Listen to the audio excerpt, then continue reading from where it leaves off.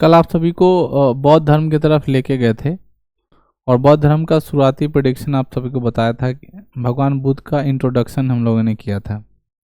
भगवान बुद्ध का जन्म 563 ईसा पूर्व में नेपाल के लुम्बिनी जो वन है वहीं पे हुआ था, ठीक है, जो कपिलवस्तु का इलाका है, ठीक है। भगवान बुद्ध के पिता का नाम सुद्धोधन, माता का नाम महामाया, पत्नी का नाम यशोधरा, पुत्र का नाम राहुल है। भगवान बुद्ध के बचपन का नाम क्या है? सिद्धार्थ। तथागत भी बोलते हैं उनको, शाक मुनि भी उनको कहा गया है। बस समझ गए। भगवान बुद्ध के जन्म के 7वें दिन अर्थात सिद्धार्थ के जन्म के 7वें दिन उनकी मौसी की मृत्यु हो जाती है, ठीक है, माँ की मृत्यु हो जाती है और उनका लालन पालन उनकी मौसी प्रजापति गौतमी करती है। आगे जाकर उन्हीं के नाम पर, प्रजापति गौतमी के नाम पर ही इनका नाम गौतम बुद्ध भी पड़ा, ठीक है ना। महात्मा बुद्ध जो है वो बचपन से ही बैरागी भाव के थे, ऐसा मैंने आपको बताया, और इतने बैरागी भाव थे कि वो सत्य की प्रकाश के लिए, सत्य को जानने के लिए, ठीक है, वो बहुत ज़्यादा उत्सुक थे और अपने उम्र व्यतीत करने के 29वें वर्ष की अवस्था में अपने राज्य की प्रबंधन की तरफ निकले और उन्होंने 4 चीज़ों को देखा, जिसमें पहला वृद्ध मिला, फिर रोगी मिला, फिर मृत्यु मिला, फिर क्या मिला?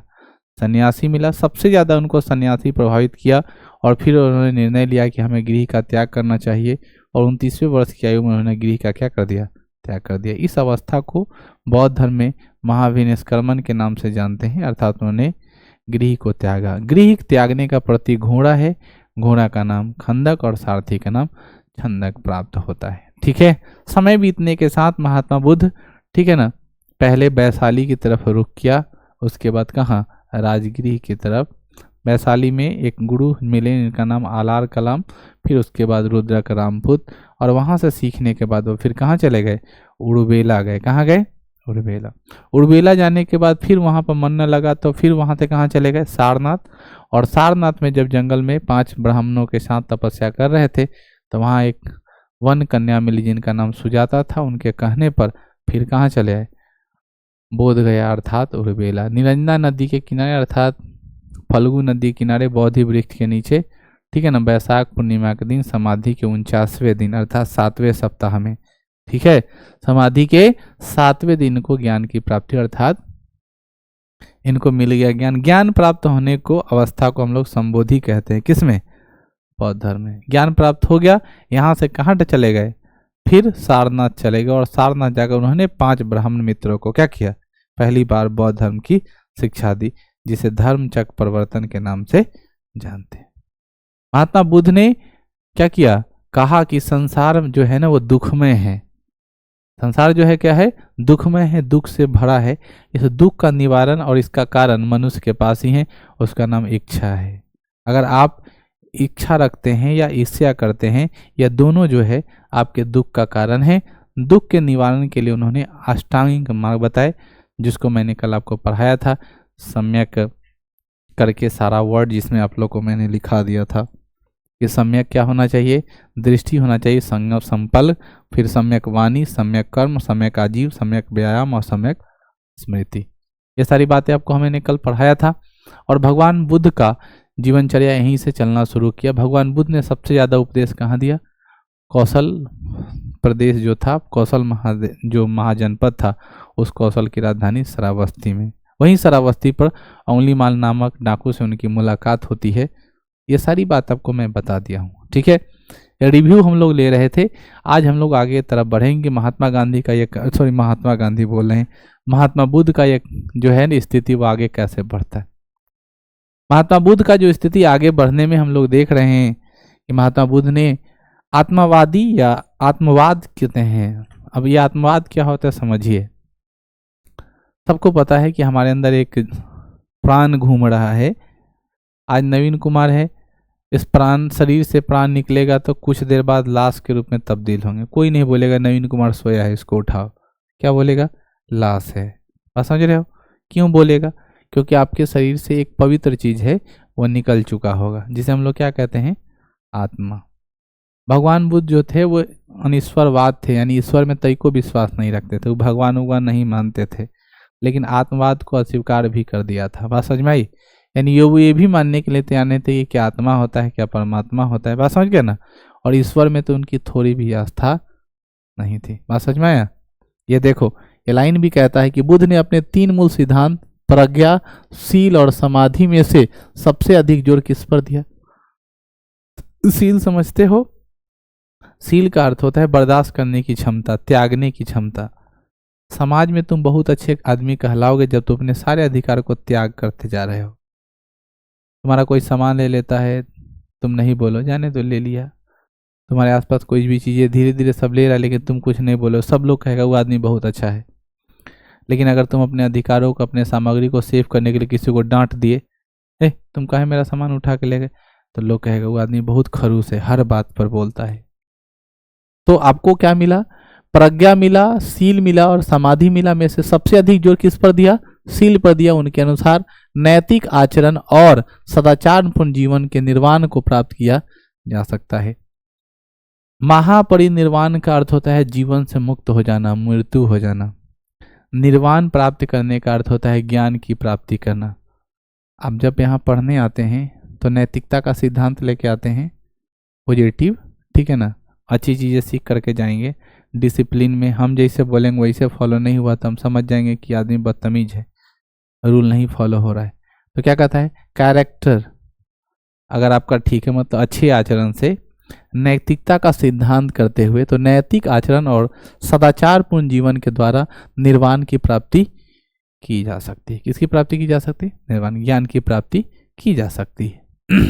महात्मा बुद्ध आत्मा का अस्तित्व को अस्वीकार कर दिया। आत्मा का अस्तित्व क्या कर दिया? लेकिन उन्होंने पूर्ण जन्म, देखे ना, पूर्ण जन्म मतलब पीछे कभी कल ऐसा आया है आपके लाइन दिमाग में कैप्शन वगैरह, क्या पिछले जमाने में या पिछले साल या पिछले जन्म में कुछ थे। लुच लुच लुच बहुत ज़्यादा करते हैं, इसे हम बता देते हैं आप लोग क्या हैं, ठीक है ना, अपना मिला लीजिए। बहुत ज़्यादा नींद आता है, बहुत ज़्यादा सोते हैं, बहुत ज़्यादा सोते हैं तो लोग कहता है कि पिछले जन्म में अजगर था, न हिलता डुलता नहीं है।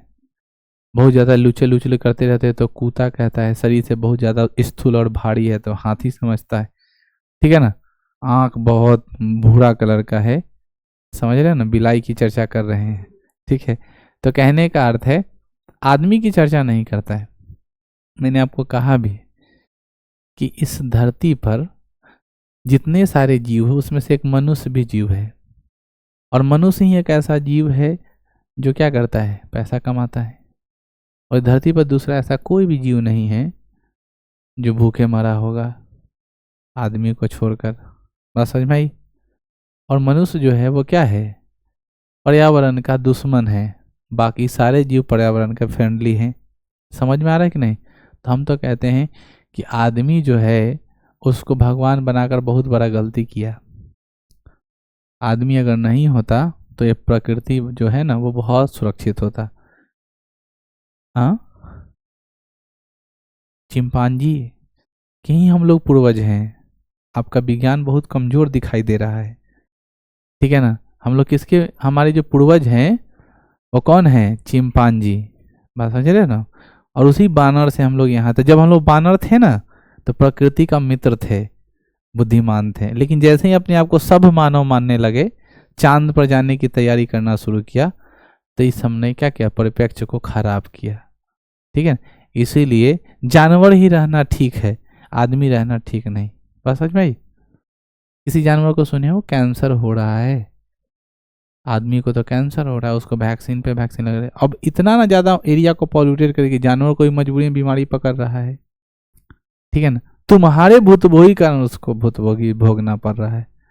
प्रकृति ने तो ऐसा ऐसा सामग्री बनाई कि उस पौधों को अगर जानवर खा लेता है तो उसके शरीर में औषधि का काम करता है और सुरक्षित हो जाता है। लेकिन आप उसको प्लास्टिक दे रहे हैं, प्लास्टिक खा लेता है, पेट फूल के तुम्मा हो जाता है, बर्बादी है। तो मनुष्य से ज़्यादा बेहुदा कोई नहीं। हम सीधा कहते हैं कि मनुष्य ने क्या किया? प्रकृति को बर्बाद किया है, नुकसान पहुंचाया है। काम की बात, महात्मा बुद्ध अस्तित्व का अस्वीकार कर दिया। किसके अस्तित्व को? आत्मा के अस्तित्व को अस्वीकार कर दिया। साथ ही वे ईश्वर में विश्वास नहीं करते थे। अर्थात महात्मा बुद्ध आत्मनवादी एवं अनस्वरवादी थे। न वो आत्मा को मानते थे और न ईश्वर को मानते थे, यानी भगवान उगन नहीं होता है, तब वो भगवान बुद्ध कहलाए। बात समझ में आई। कोई भी आदमी भगवान बन सकता है। आपको पता है उनके मम्मी का नाम, उनके पापा का नाम, घर कहाँ है, सब एड्रेस पता है। जब तुमको पता चला कि एक साधारण आदमी भगवान इसलिए बना है क्योंकि उसका विचार अच्छा है। रोड पर चलता हुआ पियकर को आप प्रणाम करते हैं? अरे चाचा प्रणाम करते हैं। क्यों नहीं प्रणाम करते? उसका विचार खराब है। उसी उम्र का एक शिक्षक है, उसको आप प्रणाम कर रहे हैं। क्यों प्रणाम कर रहे हैं? क्योंकि हो सकता है तुम उसको प्रणाम कर रहे हो तो उसका अर्थ है ये तुम उसको ईश्वर की तरह मान रहे हो, उसका विचार अच्छा है। तो सबको प्रणाम नहीं करना चाहिए कभी भी। प्रणाम करने का भी एक मतलब है, किसी का चरण छूने का मतलब है वो व्यक्ति आपके जीवन में कुछ न कुछ अमूर्त परिवर्तन किया है, उसके विचारों से आप जो बहुत प्रतिष्ठित है। जिसको मन किया उसको प्रणाम नहीं करते रहे, मत फिरिए। चरण स्पर्श प्रणाम करना है करिए, बात समझ में आया? अभिवादन करिए, लेकिन ये चरण स्पर्श करने का सब की जरूरत नहीं। आप ऐसे व्यक्ति का चरण स्पर्श करिए जो व्यक्ति क्या हो, आपके जीवन में कुछ ना कुछ परिवर्तन लाया हो, उसके विचार से आप बहुत ज़्यादा सहमत हो। समझ रहे हैं ना? लेकिन इन्होंने पूर्ण जन्म में अपनी आस्था व्यक्त किया। इन्होंने बताया कि पूर्ण जन्म होता है। पूर्ण जन्म में मुख्य कारण इन्होंने अपनी इच्छा या तृष्णा को बताया है। इच्छा और तृष्णा ही दुख का कारण है। इच्छा और तृष्णा ही दुख का कारण है। बगल वाला कार खरीद के लाया, हमको बहुत ज्यादा टेंशन हुआ, हार्ट अटैक हो जाएगा, मर जाएंगे। बीपी बहुत ज्यादा बढ़ जा रहा है, फलानवा का नौकरी हो गया, मेरा नहीं हो रहा है। तो ये क्या है? तृष्णा है। या फिर रात को बहुत ज्यादा सोचते रहे, हमको क्या समझता है, हम ये खरीदेंगे, वो खरीदेंगे, वो खरीदेंगे, खरीदते खरीदते दिमाग क्रैक हो गया, बहुत ज्यादा कुछ सोच लिए, या और बहुत ज्यादा इस तरह का माहौल बना दिया, इस तरह का बातें सोच लिए कि आपका दिमाग क्रैक हो गया, या हार्ट अटैक हो गया खुशी के मारे। तो इच्छा और तृष्णा दोनों क्या है? दुख का कारण है। महात्मा बुद्ध ने सारनाथ में जब उन्होंने प्रथम धर्म उपदेश दिया था, वहीं पर संघ की स्थापना की। मैं कल पढ़ा दिया था, संघ में प्रवेश लेने वाली पहली महिला का नाम प्रजापति गौतमी था। कहाँ पे इसकी स्थापना हुई थी? कहाँ पे हुआ था? सारनाथ में हुआ था। किसके कहने पर महिला को लेकर आए? आनंद, जो उनका प्रिय शिष्य था, वही सलाह दिया, सुनिए ना गुरुजी, औरत सके रखिए, ठीक है ना। ये बात अगर रोहित हमको सलाह देगा कि सर लड़की सके रखिए, तो हम कहेंगे छौड़ा का चाल चलन ठीक नहीं लग रहा है। गौतम बुद्ध कितने अच्छे आदमी थे, वो भी बहुत होशियार थे। गौतम बुद्ध गुरु थे, अपना माँ को लेके आए कि छौड़ा लबर लबर नहीं करेगा, औरत को लेके आए, लड़की को नहीं। समझ रहे हो? हल्का में तो मत लो गौतम बुद्ध को, बहुत गोल घुमाते। तो उतना रहता तो अपने पत्नी को लेके आते, लेकिन नहीं लेके आए। किसको लेके आए? माँ को लेके आए। बौद्ध संघ में सभी जाति, मजाक बात कर रहे हैं बौद्ध संघ में सभी जाति के लोग को प्रवेश दिया जाता है। ये लाइन समझ रहे हो ना? बार बार कहता हूं कि ब्राह्मण, क्षत्रिय, वैश्य और शूद्र में शूद्र को मंदिर में जाने पे एकदम रोक था, वेदा पोथी छूने पे एकदम रोक था, कोई धार्मिक कार्य में उसको भागे नहीं लेना, मतलब समाज से आउट कर देना। जब उसको धार्मिक काम से आउट रखा गया तो बहुत ज्यादा परेशानी होने लगा। तब बौद्ध धर्म आया, और बौद्ध धर्म में सभी जाति को प्रवेश देने पर सब लोग आएगा, सब लोग जाएगा। तो जब सब लोग आएगा, सब लोग जाएगा, उदाहरण स्वरूप कुछ जात थे जहाँ पे लिखता है मातंग अर्थात चंडाल। चंडाल समझते हो ना, जो शमशान घाट में रह करके, ठीक है ना, काम किया करता है। दूसरा है उपाली अर्थात नाई एवं सुनीति, शूद्र जाति के थे जिन्हें संघ में प्रवेश होता था, ठीक है ना। शूद्र जाति के लोग थे और इनको किस में रखा जाता था? संघ में प्रवेश करने की इजाजत थी। बौद्ध धर्म में निम्नलिखित लोगों का प्रवेश वर्जित था। कौन नहीं जा सकता है बौद्ध धर्म में? ये लाइन है, ये क्वेश्चन डायरेक्ट पूछता है। किसको नहीं जाना था? पहला, दास नहीं जा सकता है। अभी दास कौन होता है? दास का मतलब ही नहीं समझना जाति वाला। दास का जैसे तुम किसी का गुलाम आदमी हो, बात समझ रहे हो? किसी का तुम गुलाम हो, वो जो बोल रहा है सो कर रहे हो, वैसा आदमी नहीं बौद्ध धर्म में संघ में जा सकता है। ऋणी आदमी, कर्जदार आदमी को वहां नहीं जाने दिया जाता है, वरना पता चलता कि कर्जा काट लिया, बौद्ध धर्म में समागम में घुस गया, वहां तो बहुत ज्यादा परेशानी है। कुष्ठ रोगी नहीं जाना है। संक्रामक रोगों से, जिसको कोड़ी फूट गया है या कोई संक्रामक, ये तो महात्मा बुद्ध लग रहे हैं कि बहुत पहले पता कर लिए थे कि ये सब फैला देगा संक्रामक रोग वगैरह, इसलिए इसको दूर हटाओ। क्या टेक्नोलॉजी रहा होगा, कितना ज़्यादा व्यवस्था रही थी कि इतने सारे लोग एक साथ आएंगे, उसमें अगर कोई संक्रामक रोग फैलाने वाला आदमी आ जाएगा तो सबको बीमारी फैला देगा।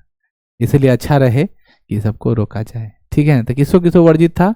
कर्जदार नहीं जाएगा, कौन नहीं जाएगा? दास वाला नहीं जाएगा। कौन नहीं जाएगा? कुष्ठ रोगी वाला नहीं जाएगा। कौन नहीं जाएगा? संक्रामक रोग वाला व्यक्ति नहीं जाएगा। कौन नहीं जाएगा भाई? अपराधी।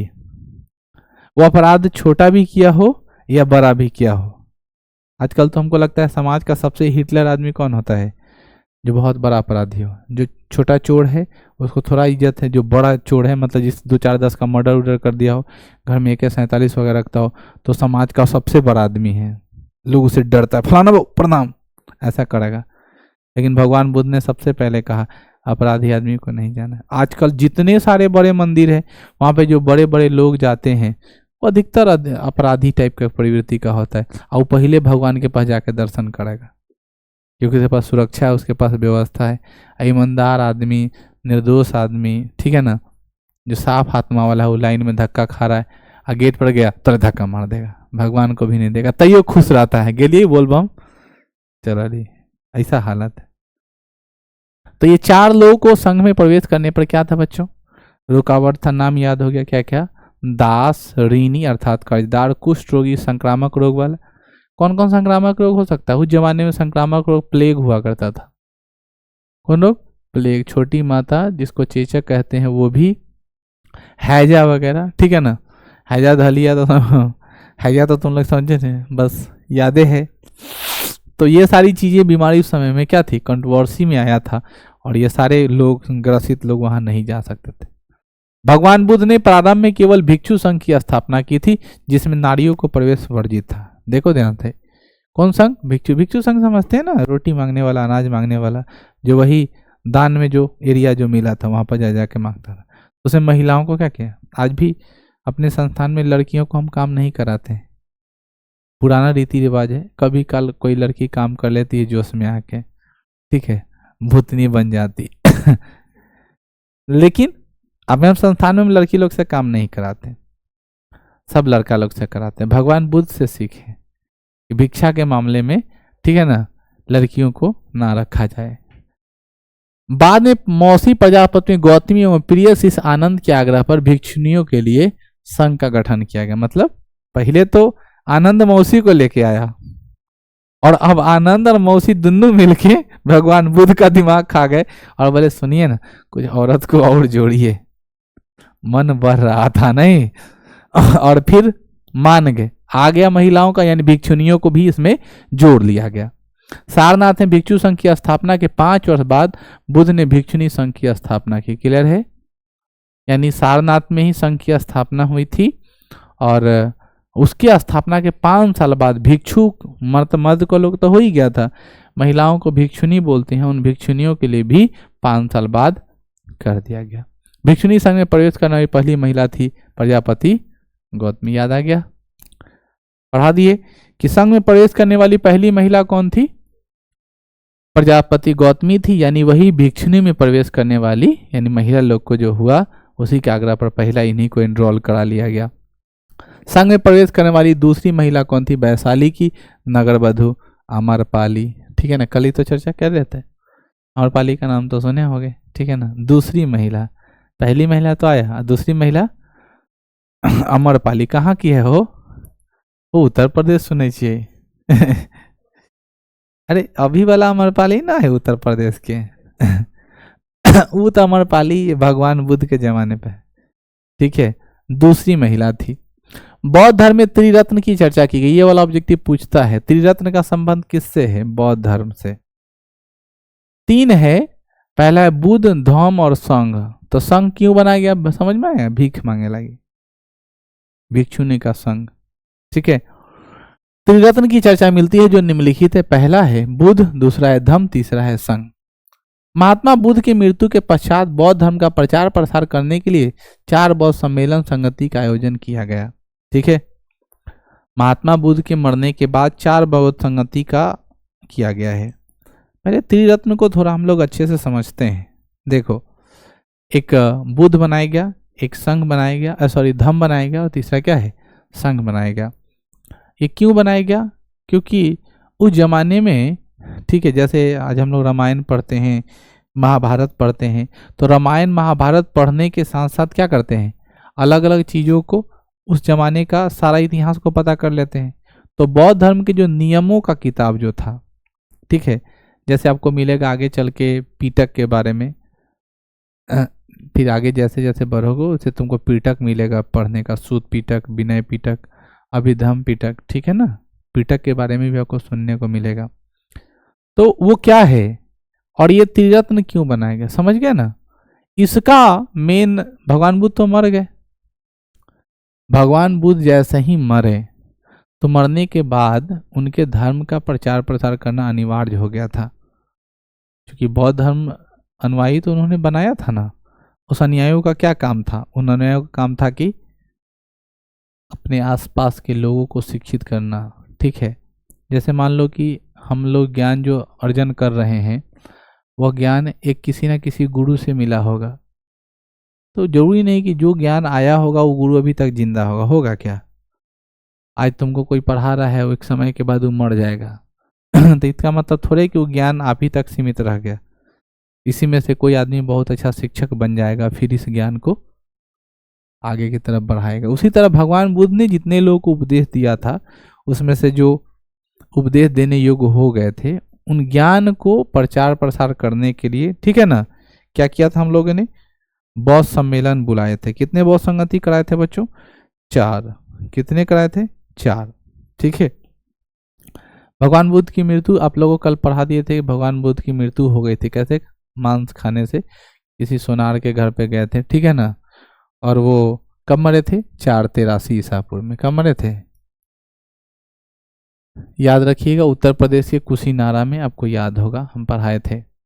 483 में मरे हैं, 563 में पैदा लिए, याद हो गया।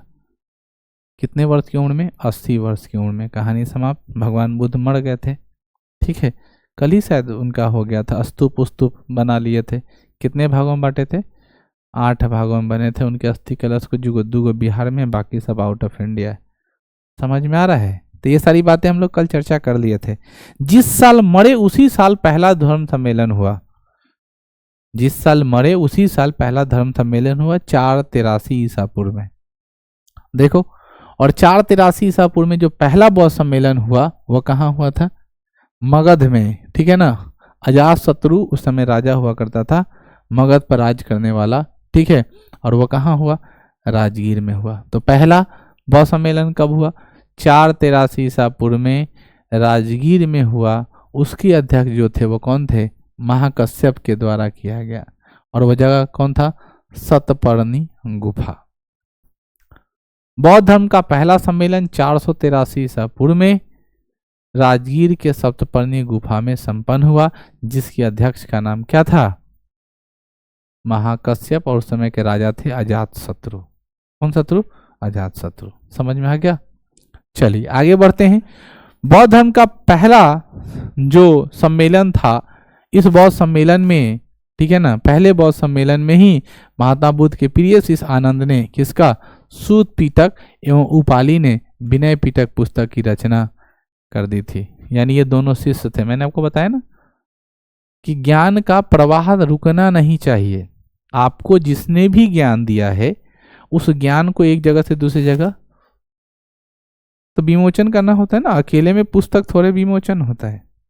लोगों के सामने है इस पुस्तक के बारे में जानकारी दें कि यह पुस्तक है, इसका ये फायदा है। तो आपसे क्वेश्चन पूछेगा, सूत पीटक की रचना कब हुई, 483 ईसा पूर्व में, प्रथम बौद्ध सम्मेलन में। विनय पीटक की रचना कब हुई, प्रथम बौद्ध सम्मेलन में। किसने किया था, उपाली ने। सूत पीटक की रचना किसने की, आनंद ने किया था। समझ में आ गया। अब देखो, दूसरा बौद्ध सम्मेलन 383 ईसा पूर्व, मतलब 100 साल बाद। देखो अच्छा ऐसे याद करना, पहला बौद्ध सम्मेलन 483, दूसरा बौद्ध सम्मेलन 383, मतलब 100 साल बाद। तो एगो याद रहेगा तो दूसरा याद करने में 100 साल घटा देना है। 383 ईसा पूर्व में कहाँ हुआ होगा, तो यहाँ है कालाशोक के शासन काल में, वैशाली। तो देखो भगवान बुद्ध इधर से गए हैं, जाते टाइम जब घर से निकले ना तो पहला बार वैशाली गए, दूसरा बार राजगृह गए। बौद्ध सम्मेलन हुआ तो पहला बार राजगृह में हुआ, दूसरा बार वैशाली में। उलट के याद कर लो, दोनों एक साथ। याद करने का तरीका हम बता रहे ताकि अब दिमाग में सेटल हो जाए। भगवान बुद्ध जब घर से निकले हैं तो पहली बार कहाँ गए? वैशाली, दूसरा बार राजगिरी, ठीक है ना। जब भगवान बुद्ध का जब सम्मेलन होने लगा था, बौद्ध धर्म का पहला सम्मेलन था, पहले राजगिरी में हुआ और दूसरा कहाँ हो गया? वैशाली में। अब समझ में आया? उस समय के जो राजा थे वो कौन थे? कालाशोक। कौन थे? कौन थे राजा? कालाशोक थे। और जो अध्यक्षता था वो किसके द्वारा? सर्वकामी के द्वारा किया। कहीं कहीं साव कमीर भी लिखा रहता है, बहुत जगह सब सबकामी कह देता है, ठीक है ना, लेकिन प्योर नाम क्या है? सर्वकामी। कौन कामी? सर्वकामी, ठीक है, के द्वारा किया गया। और वह जगह कौन सा है? वैशाली के चुलबग। कौन सा जगह? चुलबग में द्वितीय बौद्ध सम्मेलन कराया गया है 383 ईसा पूर्व में। क्लियर? इस बौद्ध सम्मेलन में आंशिक विभाजन होने लगा। इस बौद्ध सम्मेलन में क्या होने लगा? आंशिक विभाजन। आंशिक विभाजन क्यों होगा? सो देखो, जैसे अभी हम हैं तो तुम सबको कुछ भी बोल देते हैं, खराब नहीं लगता है, ठीक है। इसी में से किसी आदमी को बोले कि तुम 4-5 दिन मेरा कोचिंग चला लेना, हम तक आ रहे हैं बाहर से, ठीक है, तो उसी में तुम अपना थोड़ा, कोई आदमी यहाँ पर आएगा, खड़ा होकर पढ़ाएगा, वो अपना थोड़ा वर्चस्व दिखाने लगा या कुछ भी, तो उसको थोड़ा खराब लगेगा, बोलेगा नहीं यार कहाँ जाना है, हटना। तो एक पूरा नहीं विरोध करेगा, लेकिन थोड़ा थोड़ा तो विरोध करेगा, क्योंकि जिस आदमी से अटैचमेंट था वो आदमी क्या हो गया है? खत्म है। भगवान बुद्ध तो खत्म है। तो द्वितीय जो बौद्ध सम्मेलन हुआ बच्चों, द्वितीय बौद्ध सम्मेलन में आंशिक विभाजन की सूचना आने लगी। यहाँ पे कहता है कि बौद्ध धर्म में आंशिक विभाजन होने लगा और वह बौद्ध धर्म संघ जो एक स्थान पर रहकर प्रचार प्रसार करते थे उन्हें महासंघी कहा गया, जबकि वह बौद्ध संघ जो घूम घूम कर बौद्ध धर्म का प्रचार करते थे उसे स्थावीरवादी कहा गया। अभी क्या होता है समझिए, कोई आदमी है ज्ञान का प्रचार प्रसार करना चाहता है, ठीक है, तो क्या करेगा? हाथ में माइक ले लिया या ढोलक ले लिया या एक मंडली बना लिया, 10, 15, 20 आदमी घूम घूम के सब देखिए भगवान बुद्ध ये कहें, भगवान बुद्ध वो कहें, भगवान बुद्ध वो कहें। आप लोग देखते होइएगा, अभी एक बहुत फेमस काम चल रहा, शिव चर्चा चल रहा है ना, उसमें के बहुत औरत लोग जो होगी, एगो बड़ा सा पंडाल बना रहेगा, वो पंडाल में स्टेज बना रहेगा, वहाँ पर बैठ के वो भाषण देगी, शिव को अपना गुरु बनाइए, 3 सूत्र का पालन करिए, दया मांगिए, समझाएगा, बोले हे शिव आप मेरे गुरु हैं, आप पर हम दया करिए, हम आपके शीश। ऐसा कुछ बताता है ना, ऐसा कुछ बोला, समझा दिया। वो कहाँ करिए? बैठ के समझाया। तो जो एक जगह बैठ के बताता है, उसी तरह बौद्ध धर्म में भी कि वो अपना एक पंडाल बना लिया, एक जगह बनाए समा, वहां आराम से बैठ के कि जे लोग आएगा ना ओकरे ज्ञान देंगे, उसे ज्यादा आदमी को नहीं देंगे। समझ में आई? तो जो एक साथ बैठ करके है उसको हम लोग क्या बोलते हैं बच्चों? ध्यान सुनो, महासांघिक कहते हैं। जब कुछ ऐसे आदमी थे, जैसे कुछ महिला लोग देखते होइएगा, ले लेगी नैनी चाह पियर का टिकट, अति अति को टिकट, आ तोरा घर ही आ जाएगी बहू, ये रास्ते पर भी टोक देती है, चलते रहती है, बउआ रुको रुको रुको, रुकवा देगा। गुरु माने लेता, हाँ नवीन सर के, नवीन सर तो है हमारा गुरु, आ वो गुरु नानू, ठीक है ना, हम सब के गुरु हैं एगो शिव गुरु, शिव को गुरु बनाइए, शिव परिवार में आइए, ठीक है, ठीक है ना। और आगे भी नहीं बढ़ने देगी, मनवाइएगा तुम्हारा जिद पूरा करेगी, बहुत ज्यादा परेशान कर देती है, यानी वो चल चल के प्रचार कर रही है शिव गुरु का, है ना, एक छोटा छोटा टिकट बांट रही। उसी तरह बौद्ध धर्म जमाने में भी होता था, धर्म की प्रचार करने के लोग गांव गांव में जाते थे, मंडली बना बना के जाते थे, गुल्टा गुल्टा बना के जाते थे, और वैसे लोग को क्या बोलते थे बच्चों? अस्थारवीरवादी। समझ में आ गया? क्या बनाते थे? अस्थारवीरवादी। तीसरा बौद्ध सम्मेलन 250 ईसा पूर्व में हुआ। तीसरा बौद्ध सम्मेलन कहाँ हुआ? 250 ईसा पूर्व में। कहाँ हो गया? पहले राजगीर, तब वैशाली, तब फिर पटना। राजगीर, वैशाली, पटना। अब बिहार का नक्शा याद नहीं है तो तुमको लगेगा हई क्या हो रहा है, तुमको समझ में तभी आएगा जब बिहार का नक्शा कि ओने राजगीर है, ने वैशाली है, हेलंग कथी है? पटना बीच सेंटर में। तो पहले राजगीर, दूसरा, तीसरा पटना, पाटलिपुत्र। और तीसरा सम्मेलन 250 ईसा पूर्व में चुमावन करने जाना है, पूरा 250।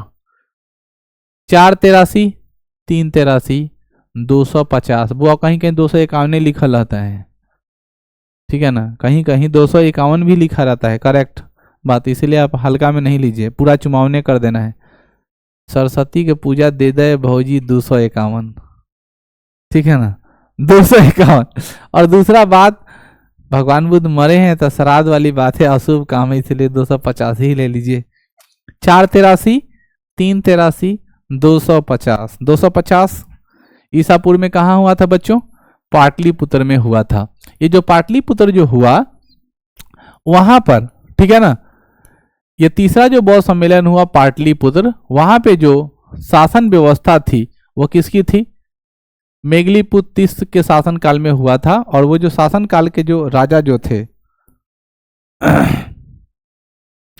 तीसरा बौद्ध सम्मेलन की जो चर्चा हुई थी, ठीक है, वह मौर्य वंश के जो राजा थे, मौर्य वंश के राजा कौन थे? अशोक। और अशोक के शासन काल में पाटलिपुत्र में मनाया गया। मैंने आपको बता दिया था कि अशोक जो थे वह बहुत प्रतापी राजा थे, उन्हें महान अशोक की उपाधि दी गई है। अशोक जो थे वो पहले बहुत ज़्यादा मारकाट में विश्वास रखता था, लेकिन समय आने के बाद वो भी शांत हो गया और बौद्ध धर्म को अपना लिया, ठीक है ना। अशोक की 2 पत्नियां थी, एक का नाम है करुबाकी, दूसरे का नाम है देवी। एक का नाम क्या है? करुबाकी, दूसरे का नाम है देवी। अशोक के 4 संतान थे। कितने संतान? 4 संतान, ठीक है। हाँ, 4 संतान थे, जिसमें से प्रोडक्शन कम है, ठीक है ना। कितने संतान? 3 पुत्र और 1 पुत्री। बड़े पुत्र का नाम था महेंद्र, दूसरे का नाम था जालोक, तीसरे का नाम तीवर, और जो बेटी थी उनका नाम था संघमित्रा। क्या नाम था? उसमें से महेंद्र और संघमित्रा, इस दोनों को महात्मा बुद्ध के इस बौद्ध धर्म की प्रचार के लिए अशोक ने कहाँ भेज दिया? श्रीलंका भेजा। कहाँ भेजा? श्रीलंका, ठीक है ना। संयोग से श्रीलंका के राष्ट्रपति भी भारत में है, ठीक है ना। श्रीलंका के राष्ट्रपति का भी दौरा कहाँ है? भारत में है, ठीक है। तो श्रीलंका को जमाने में सिंघल द्वीप कहा जाता था। क्या कहा जाता था? सिंघल द्वीप, याद रखेंगे। चलिए, तो उन कौन से साथ तीसरा बौद्ध सम्मेलन कब हुआ? 250 ईसा पूर्व में पाटलिपुत्र में हुआ। उस समय के राजा जो थे वो कौन थे? और अध्यक्षता मेघलीपुत्र के द्वारा किया गया, ठीक है ना। अध्यक्षता किसका हुआ? मेघलीपुत्र के द्वारा किया गया। इन्होंने इन्हीं बौद्ध धर्म में तीसरे पीठक अभिधम्म पीठक और कथा बंधु की रचना की गई। कौन पीठक? अभिधम्म पीठक, जो कथा वथ्यु की भी रचना की गई। यानी पहला बौद्ध सम्मेलन में सूत पीठक और विनय पीठक। दूसरा बौद्ध सम्मेलन की विशेषता यह है कि आंशिक फूट होने लगा। तीसरा बौद्ध सम्मेलन की विशेषता यह है कि अभिधम्म पीठक का निर्माण हो गया। और एक नाम क्या है बच्चों? कथा वथ्यु। अब यदि कथा वथ्यु क्या होता है वो भी समझ लीजिए। लगातार भगवान का नाम सुनाइएगा, पढ़ाई कथावाचक अगर सुनाएगा ना तो सुनने वाला का दिमाग पक जाएगा। तो थोड़ा तेल बेल का बात बतियाता है। तेल बेल समझते हैं? सांसारिक बात, सास बहू वाला कहानी सुनाएगा, देवर भौजाई वाला कहानी देगा, हंस रहा है छौड़ा, एक मन लग रहा है में, ठीक है। तो देवर भौजाई वाला कहानी सुनाएगा तो मजा आने लगता है। और वही में कोई फिल्मी गाना का टोन बजा देगा जो नाल पैड बजाने वाला है, तो लोग का एकदम दिमाग जो है एकदम मन लगने लगा, ओ अच्छा कथा चल रहा है। लेकिन लगातार भगवान के प्रसंग, रामायण की चौपाई सुनाई जा रहा है, ठीक है ना। रामचरितमानस की लगातार चौपाई सुनाई जा रहा है। तो ये कहेगा कोई ऐसा आदमी को लेके आया है, अच्छा नहीं है, कथावाचक बेकार है। तो कथा बौद्ध धर्म का ज्ञान तो देना ही है। अब लगातार कोई आदमी है गीता ज्ञान देना, क्या लेके आए थे, क्या लेके जाओगे? अकेले आए थे अकेले जाओगे, खाली हाथ आए थे खाली हाथ जाओगे। लगातार बात बोलोगे तो बोलेगा ये पागल उगल है। उसको एग्जाम्पल दे के, कहानी सुना करके ऐसा बात करो कि उसको अपने तरफ आकर्षित करो, उसको बोलते हैं बच्चों कथा वथ्यु। अब समझ में आ गया? तो कहानी कथा का भी अवलोकन किया गया। किसमें? तीसरे बौद्ध सम्मेलन में। चतुर्थ बौद्ध सम्मेलन में प्रथम शताब्दी 99 ईसा पूर्व में हुआ है, या 100 ईस्वी में भी कहीं पर देखने को मिलता है। और कनिष्क के शासनकाल में काश्मीर के कुंडलवन में किया गया। ये पहला ऐसा बौद्ध सम्मेलन जिसमें अध्यक्ष भी था और उपाध्यक्ष भी था। अध्यक्ष के रूप में थे वसुमित्र और उपाध्यक्ष में थे अश्वघोष। नाम याद रखेंगे। कब? ये तो बात पढ़ दिए। शासनकाल कहाँ हुआ है? कश्मीर के कुंडल वन में। अब थोड़ा रफली हम लोग समझ लेते हैं, ध्यान में रहेगा। देखो, बौद्ध सम्मेलन एग्जाम में ज्यादा पूछता है, इसीलिए इसको अच्छे से दिमाग में रखना है। कौन सम्मेलन बच्चों? बौद्ध सम्मेलन। भगवान बुद्ध की मृत्यु के बाद 483 ईसा पूर्व में भगवान बुद्ध की मृत्यु हो गई कुशीनारा उत्तर प्रदेश में। कहाँ हुई बच्चों? कुशीनारा उत्तर प्रदेश में। मरने के बाद बौद्ध धर्म की प्रचार प्रसार करने के लिए पहली बार 483 में पहला प्रथम बौद्ध सम्मेलन जो किया गया वह कहाँ किया गया है? राजगृह में किया गया है, राजगीर में किया गया है। जिसके अध्यक्ष कौन थे? इसके अध्यक्ष का नाम था महाकश्यप। कौन थे? महाकश्यप थे। और उस समय के जो राजा हुआ करते थे उनका नाम था अजातशत्रु। कौन शत्रु? अजातशत्रु को प्रीतिहंता भी कहा गया है। वो दिन दूर नहीं है जब अजातशत्रु को आप लोग पढ़ोगे। मगध पर राज करने वाला ये पहला वंश, ठीक है ना, हर्यक वंश। हर्यक वंश के राजा कौन है? अजातशत्रु। और यही अजातशत्रु। तो ये तीन बात आप लोग जान लिए। कब हुआ? 483 ईसा पूर्व में। इसकी क्या विशेषता है? तो सूत पिटक आया। सूत पिटक किसने बनाया? आनंद ने बनाया। सूत पिटक किसने बनाया बच्चों? आनंद ने बनाया। और दूसरा विनय पिटक आया, उसको किसने बनाया? उपाली ने बनाया। किसने बनाया?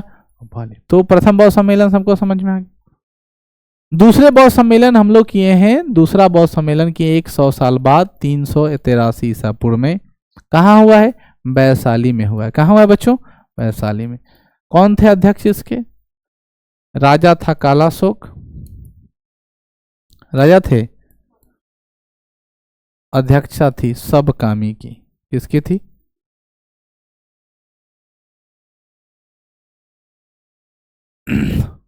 बात करते हैं हम लोग किसकी? तीसरे बौद्ध सम्मेलन की। इसकी विशेषता क्या है? आंतरिक विभाजन। किस रूप से? आंशिक रूप से।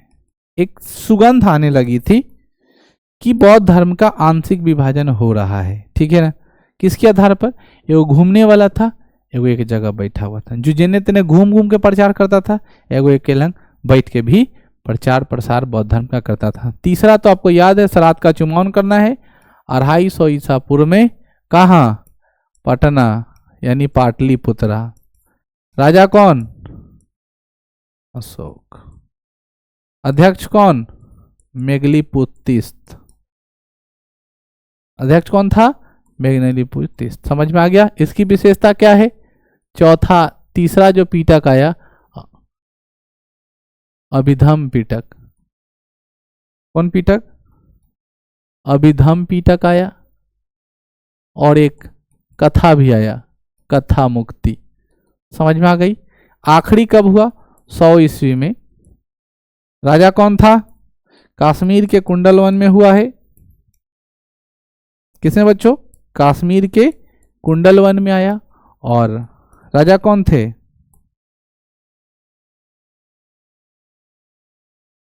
कनिष्क।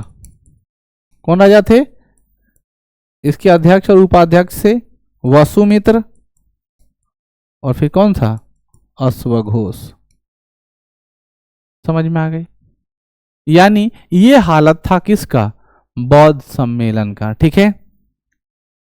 अपने जगह पे चलते हैं। तो हम लोगों ने कहां तक पढ़ा? चतुर्थ बौद्ध सम्मेलन। अब चतुर्थ बौद्ध सम्मेलन की क्या विशेषता थी? चतुर्थ बौद्ध सम्मेलन की विशेषता यह थी कि यहाँ पर यह 2 भागों में बांटा। कितने भागों में? 2 भागों में। एक हीनयान कहलाया, दूसरा महायान कहलाया। जो परंपरा को मानता था वह हीनयान है, और जो परंपरा को नहीं मानता था वो महायान। क्या है सो सुनो। इस बौद्ध धर्म सम्मेलन में धर्म पूरी तरह से 2 अस्पष्ट में। अब क्वेश्चन यहीं पे फंसाता है। किस बौद्ध धर्म सम्मेलन में आंशिक रूप से बौद्ध धर्म का विभाजन हुआ?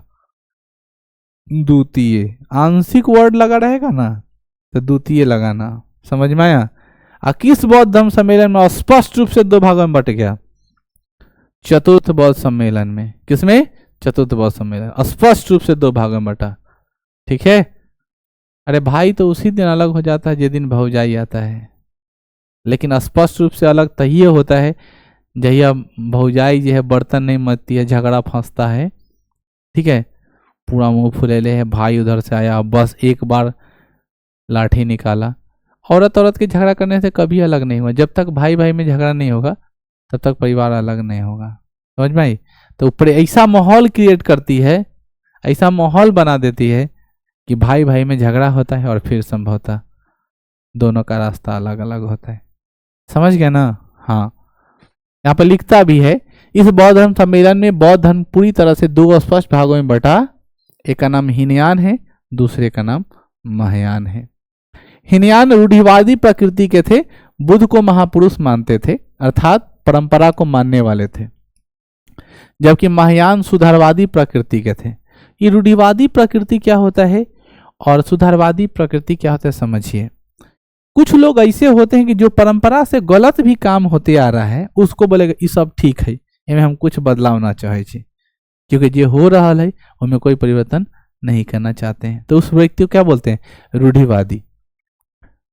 सब काम तो सही है, शादी विवाह भी सही है, लड़की को लड़का ले जाएगा विदाई करके, सब सही है, लेकिन एक रूढ़िवादिता है कि उसमें दहेज देना गलत बात है।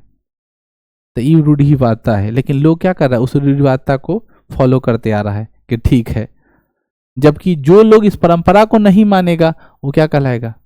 तो बौद्ध धर्म में भी कुछ रूढ़िवादिता था, लेकिन लोग उसको मानता था ना, भगवान जो कह गलती वह करे के हवा।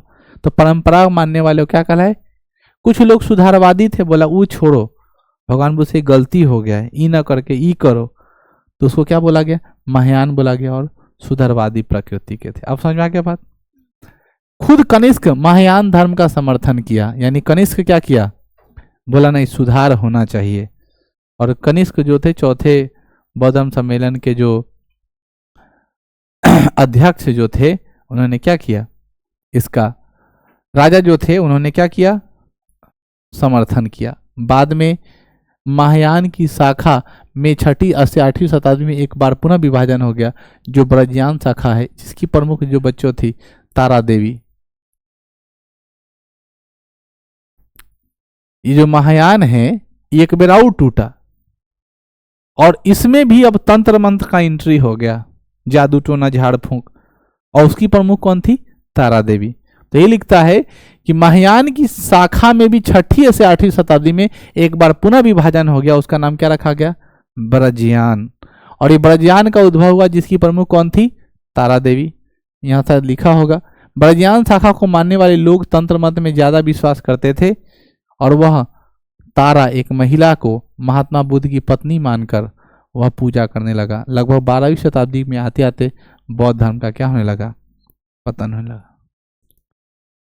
समझ में? बाल बच्चा के करो घिउ दाढ़ी करे मंगरो, कहानी सुन ले भरा? नहीं, यही बात हो गया। तो नहीं तो इतिहास में पढ़ ल कि भगवान बुद्ध की पत्नी कौन थी? यशोधरा। घिउ दाढ़ी करो मंगरो मतलब समझ रहे हो? नया पर एगो महिला आ गई, लोग कहने लगे कि तारा देवी ही भगवान बुद्ध की पत्नी है, और इसको लोग लगा प्रणाम करने, पूजा पाठ करने। ठीक है ना, कह सकते हो मुंह बोली वर्ड सब जगह खराब नहीं होता है। अब जैसे कोई आदमी बोलता है कि वो हमारी मुंह बोली बहन है, इसका मतलब ये नहीं समझो कि मुंह बोली बहन का अर्थ है कि चुलबुल टाइप का, जो मन करता है सो कब वो बोल दिए, मतलब बम का कोई लिमिटेशन नहीं कि एकड़ा लंग कथी बोलेगी। ऐसा मत समझना कि जैसे रानी लक्ष्मीबाई के बारे में कहा गया कि नाना साहब की मुंह बोली बहन छैल छबीली थी। इसका अर्थ ये नहीं है कि उसकी बहन नहीं थे।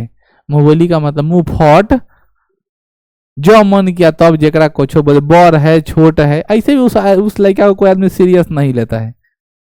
घर में एक आध गो लड़का रहता है, बहन ही है, अगर वो कुछ बोल देगा तो उसको, जैसे हम लोग का बात बहुत ज्यादा नोटिस आदमी करता है, जैसे हम किसी को कुछ बोल दिए बहुत नोटिस करेगा, अरे ये कैसे बोल दिया इतना।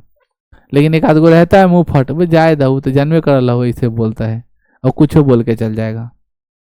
वही बात यहाँ है। ठीक है, तो ब्रजयान जो है उसकी प्रमुख कौन थी? तारा देवी थी। और यह धीरे धीरे बौद्ध धर्म का पतन होना क्या हो गया? शुरू हो गया। क्यों? क्योंकि झाड़ फूक तंत्र मंत्र आना शुरू हुआ। तो जिस काम के लिए भगवान बुद्ध ने इस धर्म को बनाया था कि ब्राह्मणों के इस चंगुल से इसकी मुक्ति मिल जाए, ठीक है ना, ये लौंग इलायची वाला जो धागा बांधने वाला काम ये सब बंद किया जाए, अक्षर छीटो और झाड़ फूक करो, उससे मुक्ति पाने के लिए ही तो भगवान बुद्ध ने ऐसा किया। आपसे सवाल पूछेगा कि बौद्ध धर्म के पतन के क्या कारण थे। एक कारण नहीं है, बहुत सारे कारण हैं। उस कारण में एक ये भी कारण है कि उसमें क्या हो गया, तंत्र मंत्र का एंट्री हो गया। जरा पढ़ते हैं इसको। यहां पे क्या कहता है बौद्ध धर्म के पतन में सबसे बड़ा कारण मुस्लिम आक्रमणों को बताया गया है। उसी समय मुसलमानों का आक्रमण भी है, ठीक है। तो बौद्ध धर्म का पतन का कारण भी क्या माना जाता है, मुस्लिमों आक्रमणकारियों को बताया गया है। चतुर्थ बौद्ध सम्मेलन में अध्यक्ष विभाषा सूत्र नामक पुस्तक की रचना की है। तो चतुर्थ बौद्ध सम्मेलन का अध्यक्ष कौन थे बच्चों, वसुमित्र। कौन थे, तो वसुमित्र ने कौन सी पुस्तक लिखी है, बौद्ध धर्म में विश्वकोश कहा गया। बौद्ध धर्म का क्या कहा गया, विश्वकोश। कौन है, महाविभाषा सूत्र। ये सवाल पूछेगा, वो किताब का नाम है। बौद्ध धर्म का विश्वकोश कौन है, महाविभाषा सूत्र की रचना किसने की है, वसुमित्र। कब की है, 100 ईसा पूर्व में। कब की थी, 100। चतुर्थ बौद्ध सम्मेलन 100वें में न हुआ है, 100 ईस्वी में। उपाध्यक्ष अश्वघोष ने बुद्ध चरित्र की रचना की है। तो बुद्ध चरित्र किसकी रचना है, अश्वघोष की। सारी सूत्र प्रकरण एवं सूत्रलांकर नामक पुस्तक की भी रचना की है। एक और पुस्तक रचना की, सूत्रलांकर। सारी सूत्र प्रकरण 3 पुस्तक की रचना हो गई थी। चौथे बौद्ध सम्मेलन में अध्यक्ष वसुमित्र ने महाविभाषा सूत्र नामक पुस्तक की रचना की थी, जिसे बौद्ध धर्म का क्या कहा जाता है, विश्वकोश यानी डिक्शनरी कहा जाता है। ये लाइन ऊपर लिखा हुआ था, फिर रिपीट किया गया। चौथे बौद्ध सम्मेलन में वसुमित्र ने क्या लिखा था, महाविभाषा सूत्र लिखा था, जो बौद्ध धर्म का क्या है, विश्वकोश अर्थात डिक्शनरी है। बौद्ध धर्म से संबंधित पुस्तक की रचना अधिकांशतः किस भाषा में है, और पाली भाषा में ही भगवान बुद्ध क्या देते थे, उपदेश देते थे। महात्मा बुद्ध की इसी भाषा में उपदेश देते थे, जो मैं बहुत पहले आपको बता चुका हूं, याद है ना। महात्मा बुद्ध किस भाषा में उपदेश देते थे, पाली भाषा में। बाद में हीनयान और महायान में पुनः विभाजन हो गया। हीनयान शाखा वैभाषिक एवं सैद्धांतिक विभाजित हुआ, महायान शाखा शून्यवाद एवं विज्ञानवाद में विभाजित हुआ। मैंने आपको बताया कि रूढ़िवादिता था हीनयान शाखा, जबकि महायान शाखा चेंजिंग करना था, सुधारवादी था। तो सुधारवादी आदमी कैसे बदलाव करेगा, सुधारवादी आदमी बदलाव कैसे करेगा, तो सुधारवादी आदमी बदलाव करने के लिए विज्ञान के तरफ गया। किसके तरफ गया, आज भी देखते हो ना, किसी जादू टोना करने वाला आदमी लोगों को वो क्या करता है जादू टोना जो करने वाले लोग हैं वो केमिकल का इस्तेमाल करता है, विज्ञान का इस्तेमाल करता है, और कहीं पे आग वगैरह पकड़ा देता है।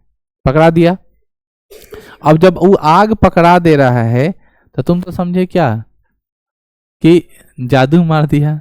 लेकिन पियो पियो पानी, आराम से पियो, रिलैक्स, कोई दिक्कत नहीं, खांसो अच्छे से, पानी पियो, घबराओ नहीं। तो वही कहता है कि विज्ञान तो मानेगा नहीं ना तो महायान शाखा जो है वो शून्यवाद एवं विज्ञान, वो दुनिया को शून्य मान करके विज्ञान, ठीक है ना, जो अभी तक ज्ञान में उसको शून्य मान के विज्ञान की तरफ बढ़ना शुरू किया। शून्यवाद के जनक किसको माना जाता है, नागार्जुन को। इन्होंने भारत के आइंस्टीन भी कहा।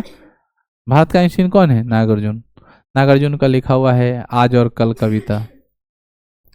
इन्होंने अपनी रचना माध्यमिका सूत्र में सापेक्षा का सिद्धांत, थ्योरी ऑफ रिलेटिविटी की चर्चा की है, जिसके बाद आइंस्टीन नामक विद्वान ने सिद्ध किया था। अब सुन लो, थ्योरी ऑफ रिलेटिविटी, ठीक है ना, ये किसने दिया है, आइंस्टीन ने दिया है। लेकिन इसको लिखा किसने, सापेक्षा का सिद्धांत जो है वो किसने लिखा है, E=mc² जो फार्मूला पढ़ते हो फिजिक्स में, इस सिद्धांत को पहले किसने बताया था, नागार्जुन ने बताया। उसको सिद्ध किसने किया था, आइंस्टीन। इसलिए नागार्जुन को आइंस्टीन कहा जाता है, उसको प्रमाण करके बताए। नागार्जुन साहब ने प्रमाणित नहीं कर पाया था। तो फिजिकल रूप से प्रभावित करने वाले, विज्ञान कितना आगे बढ़ा होगा तुम सोच सकते हो, उस समय अध्यात्म कितनी ज्यादा पावर थी। ठीक है, तो यहाँ तक हम लोग इसको रहने देते हैं। इसके आगे जो है हम लोग कल पर है, इसकी टेस्ट होगी अब।